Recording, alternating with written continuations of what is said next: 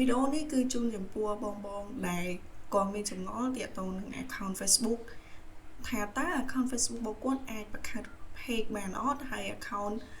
quát mạch bàn bạc khai page bàn chắc ngàyนี้คือnhung nâng một hàng pi account đại ai vô từ bạc khai page bán hay phía rồi account đại mình ai bạc khai bàn nó cứ vi miền tùm rụng bài nà chắc này trong ban chùm nè đăng mấy complete join channel The DTT Team The DTT Team គឺជា channel ដែលចែករំលែកតាក់ទងនឹងបច្ចេកវិទ្យានិងគន្លឹះថ្មីតាក់ទងនឹងបច្ចេកវិទ្យាចឹងមកខាត់ពេលយូគឺយើងចូលទៅទស្សនាពីការបង្ហាញនឹងទាំងអស់គ្នាចឹងយើងជាដំបូងគឺយើងចូលទៅកាន់ជ្រោមហើយបន្តមកទៀតគឺយើងចូលទៅកាន់ account ដែលយើងចង់បង្កើត page នឹងតែម្ដងអញ្ចឹងពេលដែលយើងឈរនៅលើ account យើងបែបនេះហើយគឺយើងអាចចុចនៅកន្លែងនេះ account របស់យើងហើយចុចពាក្យថា CR profile ហ្នឹងមកបន្តមកទៀតគឺយើងអាចចុចពាក្យថា create new or page អញ្ចឹងណាអញ្ចឹង account ដែលមានទម្រង់បែបនេះគឺអត្រានៃការបង្កើតគឺបានច្រើនមែនទេ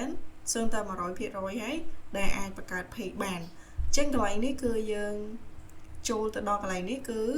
វាមានដាក់ពាក្យថា personal profile បើសិនជាបងប្អូនចង់បង្កើតទាក់ទងនឹង personal profile គឺអាចបង្កើតកន្លែងនេះបានអញ្ចឹងណាហើយកន្លែងនេះគឺជាចំណុចដែលខ្ញុំចង់ប្រាប់គឺយើងចង់បង្កើត page គឺយើងចូលមកកន្លែងហ្នឹងហើយចុចពាក្យថា public page មកយើង click កន្លែងហ្នឹងហើយបន្តមកទៀតបងប្អូនអាចចុចពាក្យថា next បន្តមកទៀតគឺយើងអាចចុចពាក្យថា get started ហើយវានឹងចូលមកដល់ទម្រង់ដែលយើងអាចបង្កើត page បានឧទាហរណ៍ថាខ្ញុំចង់បង្កើត page នេះគឺខ្ញុំចង់ដាក់ឈ្មោះថា no love អូខេប៉ុន្តែបងប្អូនចង់ដាក់ឈ្មោះអីក៏បានដែរ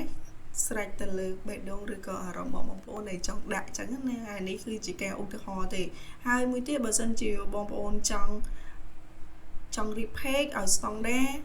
ឲ្យបានត្រឹម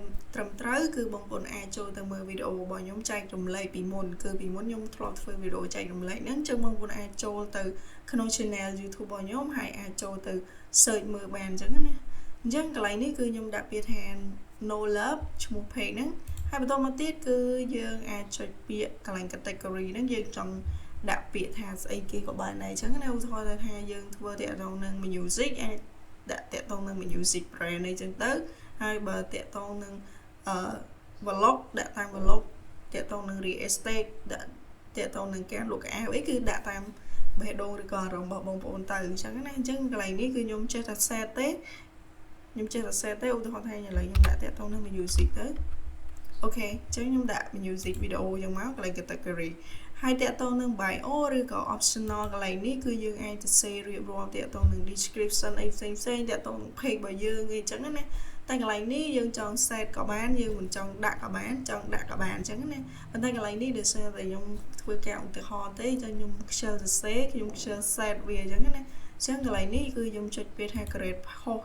សំទោស create page នឹងទាំងអស់គ្នាអញ្ចឹងវារងចាំវាទៅគឺវានឹង load ទៅដល់ផ្ទាំងមួយទៀតអញ្ចឹងចាំថា account ដែលបង្កើត page បានពេលដែលកន្លែងហ្នឹងគឺវារៀងយូរតិចអញ្ចឹងអានឹងភាគរយបង្កើតបានគឺច្រើនមែនទេហើយកន្លែងនេះគឺតាក់ទងនឹង contact អីបើសិនចង់ឲ្យ page យើង standard ត្រឹមត្រូវគឺយើងអាច set កន្លែងហ្នឹងបើមាន website ដាក់ website បើមានលេខទូរស័ព្ទអាចដាក់លេខទូរស័ព្ទបើមាន email គឺយើងដាក់ email មកហើយកន្លែង location គឺយើង set ទៅតាម location របស់បងប្អូនឬក៏ទីតាំងរបស់បងប្អូនចង់ដាក់ចឹងកន្លែងនេះខ្ញុំអត់បាន detail ឲ្យវាលម្អិតទេ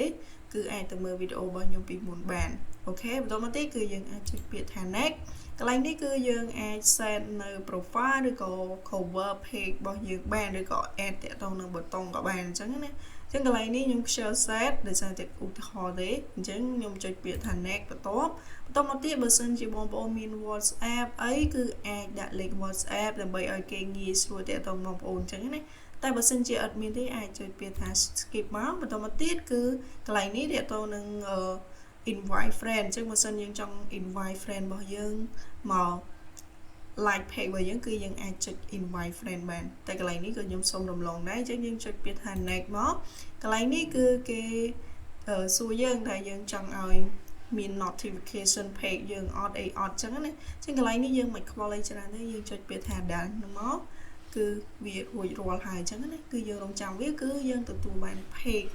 តែម្ដងអញ្ចឹងវីដេអូនេះគឺខ្ញុំបង្ហាញតែប៉ុណ្្នឹងទេពីទម្រង់ដែលអាចបង្កើត page បាន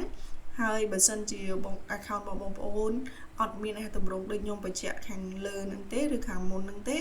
គឺភាគរយដែលបង្កើតបានវាតិចមែនទែន account ខ្លះក៏អាចបង្កើតបានហើយ account ខ្លះទៀតគឺមិនអាចបង្កើតបានតទៅសោះតែម្ដងគឺវាស្វាមអញ្ចឹងណាជាវីដេអូនេះគឺខ្ញុំមានតែប៉ុណ្្នឹងទេហើយជាចុងក្រោយគឺខ្ញុំសូមឲ្យបងប្អូនទាំងអស់គ្នាជួយ share វីដេអូនេះទាំងអស់គ្នាអញ្ចឹងណាដើម្បីជាការចែករំលែកទៅដល់បងប្អូនដែលគាត់មានការងឿងឆ្ងល់ឬក៏មិនទាន់ដឹងអញ្ចឹងណា